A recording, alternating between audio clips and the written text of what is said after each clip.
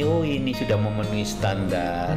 Kalau di luar itu ada ini mainstream, kelas mainstream sudah memenuhi standar kelas utama. Ini masih under achievement, belum memenuhi standar itu. Nah, dengan ada yang belum memenuhi standar, ada semacam layanan tadi yang berusaha untuk menggarap anak ya sesuai dengan requirement atau kebutuhan dari kelas utama tadi itu. Sehingga dia bisa digarap. Kalau itu memang karena numerasinya atau literasinya atau dia kapasitas dia menggunakan IT untuk dia bekerja, untuk dia belajar, itu masih kurang.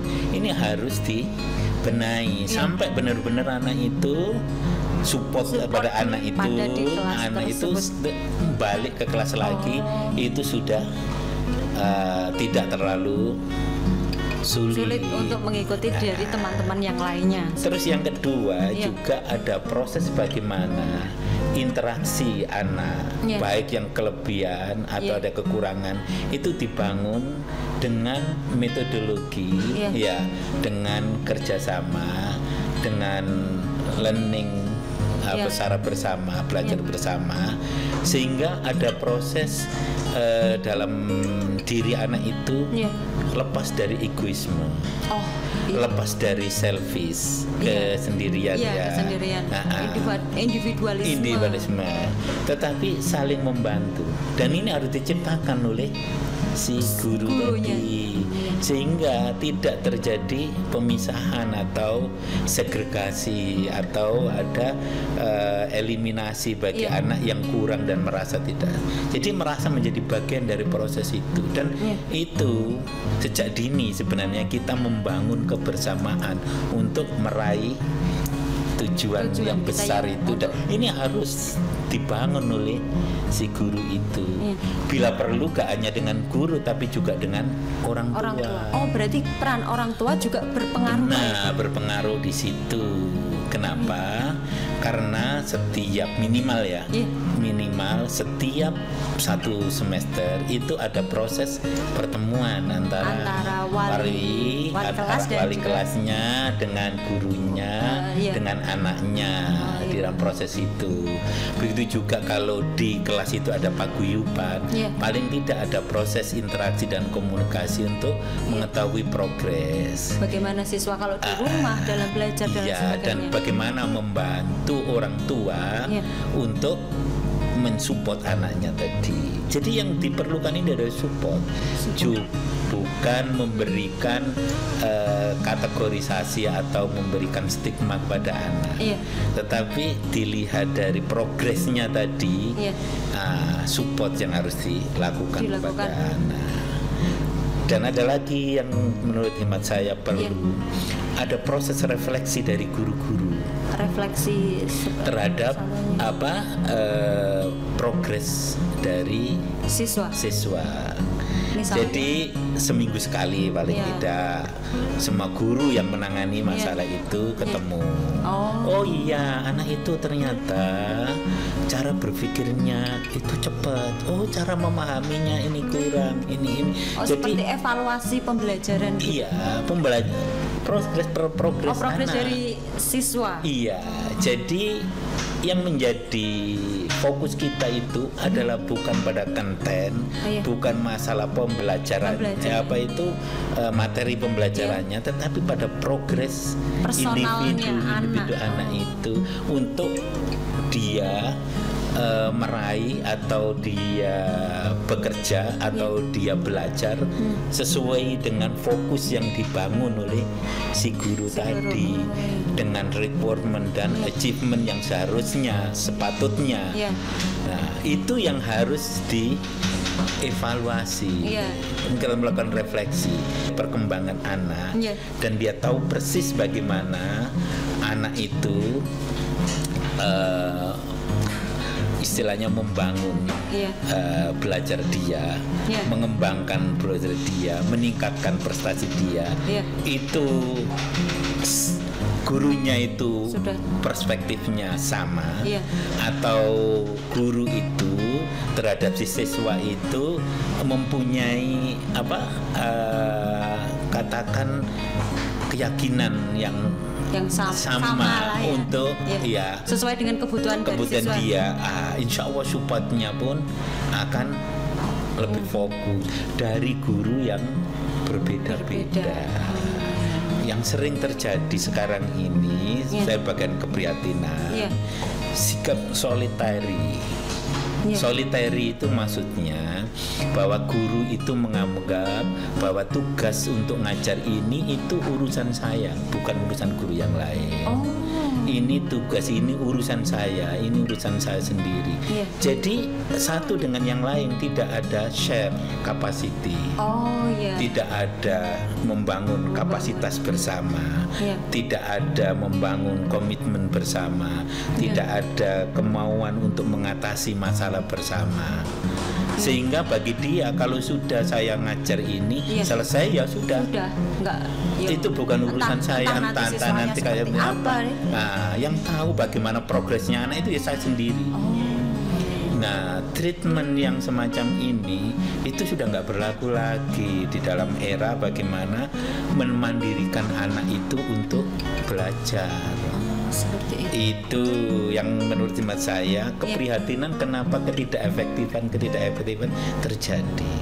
Dan ini lebih parah lagi kalau seandainya, mohon maaf ya, visi pimpinan yang ada di madrasah itu berbeda. Sehingga bagaimana fokus kepada peningkatan prestasi siswa, progres belajar siswa, support terhadap kemandirian siswa untuk belajar, peluang dia untuk meraih prestasi-prestasi yang sepatutnya bagi anak itu, nggak hanya akademisnya tapi sosialnya, juga kemampuan-kemampuan yang lain yang dimiliki oleh si anak itu untuk meraih masa depan dia, itu benar-benar ada di madrasah itu terjadi. Berarti mulai dari maksudnya semua aspek yang ada di dalam madrasah itu sangat mempengaruhi Pak ya. Mulai dari kita dilihat dari visi dari kepala madrasah yang Bapak katakan tadi, terus kemudian dari guru, maksudnya fokusnya kan ya memang di guru. Terus orang tua juga mempengaruhi. Berarti dari satu dengan yang lainnya tuh saling Pak ya, mempengaruhi satu dengan yang lainnya dan harus menyamakan visi. Nah inilah kalau di level guru itu ada instructional leadership, bagaimana dia mengefektifkan instruksional, baik dari sisi perencanaan pengajaran dia, support sistem yang ada di kelasnya, manajemen kelasnya, pengaruh dari orang tuanya, ini semuanya dimanage oleh dia, sehingga sukses anak ini untuk meraih prestasi belajar ini memadai. Tetapi dari sisi lain juga ada kegiatan-kegiatan anak tidak hanya dari sisi pembelajaran dari sisi akademis saja, tapi juga ada kemampuan sosialnya anak tadi, ada kemampuan minat dan bakat anak tadi, apakah itu di dalam seni, dalam olahraga, di dalam entrepreneurship dia. Tetapi ada juga yang seharusnya yang memberikan peluang kepada anak ini untuk mampu sukses di semua bidang itu, yaitu skill-skill. Apakah study skillnya dia, thinking skill dia,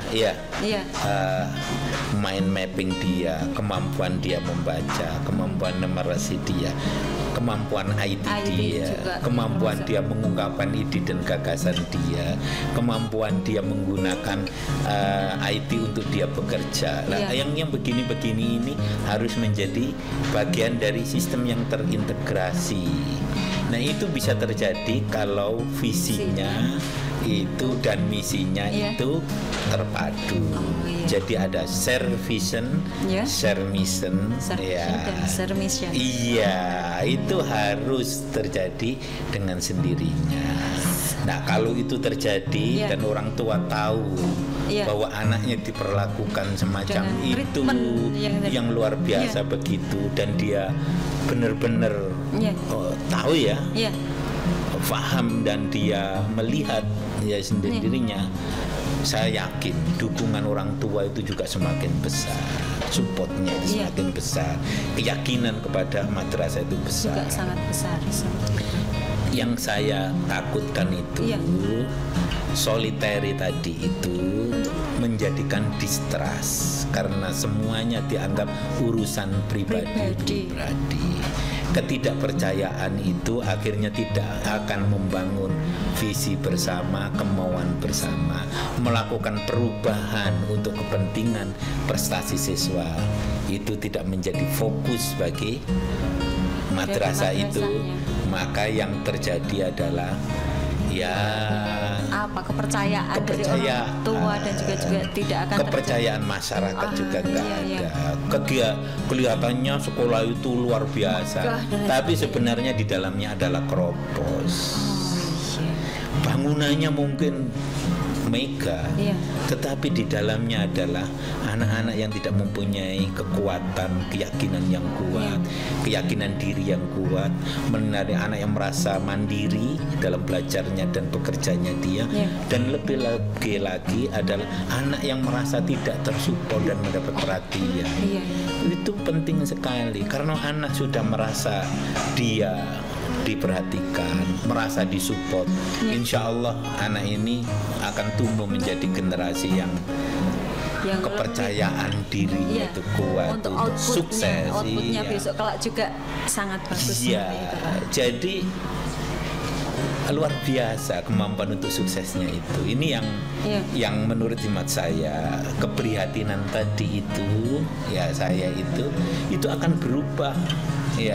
Kalau kita melihat dengan penuh keyakinan, penuh dengan perhatian, penuh dengan ekspektasi yang tinggi kepada anak, bahwa dia akan menjadi anak yang berprestasi dan mampu. Itu yang harus dikuatkan di semua pihak. Virus ini yang harus ditularkan. Jangan sampai ada stigma anak ini pinter ini, tapi sebenarnya anak ini gak cakap di sini, gak cakap ini. Jadi anak itu sejak dini sudah terstigma dengan ketidakmampuan. Nah, sehingga anak sendiri tidak mempunyai harapan dan keyakinan yang tinggi. Anak itu kalau seandainya dia merasa tersupport, merasa terperhatikan, dan tidak terstigma yang itu, harapannya jadi tinggi. Anak yang harapannya tinggi gak bisa itu jadi bisa, gak mampu bisa jadi mampu, gak ada, dia akan berusaha keras supaya itu ada. Ini yang sebenarnya roh daripada learning itu di situ. Karena itu ada bagaimana anak itu benar-benar di dalam proses belajar itu merasa menjadi bagian dari proses itu, merasa dia senang menjadi bagian dari proses meraih fokus tadi. Merasa itu. Ini yang dalam bahasa psikologisnya itu proses engagement. Ada proses improvement di dalamnya. Kalau ini ditumbuhkan, guru itu akhirnya tidak hanya mengajar, tapi benar-benar dalam konsep keagamaan kita itu seperti murabi. Murabi itu berasal dari kata-kata Robbi, Tuhan. Tuhan kita itu bagaimana kalau kita alhamdulillahi rabbil alamin, itu memperhatikan manusia itu baik yang beriman, tidak beriman, yang lemah maupun yang kuat, yang tidak pantas dan yang pantas, semua diperhatikan, semua disayangi, semua disupport, semua diberi, semua yang tidak bisa dengan alamin Iya, dengan ilmu dari Allah itu akhirnya manusia itu jadi nggak bisa menjadi bisa. Jadi benar-benar perhatiannya itu adalah perhatian yang penuh kasih sayang, ketulusan, ya, kemurahan, dan itu ditunjukkan oleh Allah terhadap fenomena alam ini. Seharusnya ideologi seorang guru itu harus seperti murabbi itu, sehingga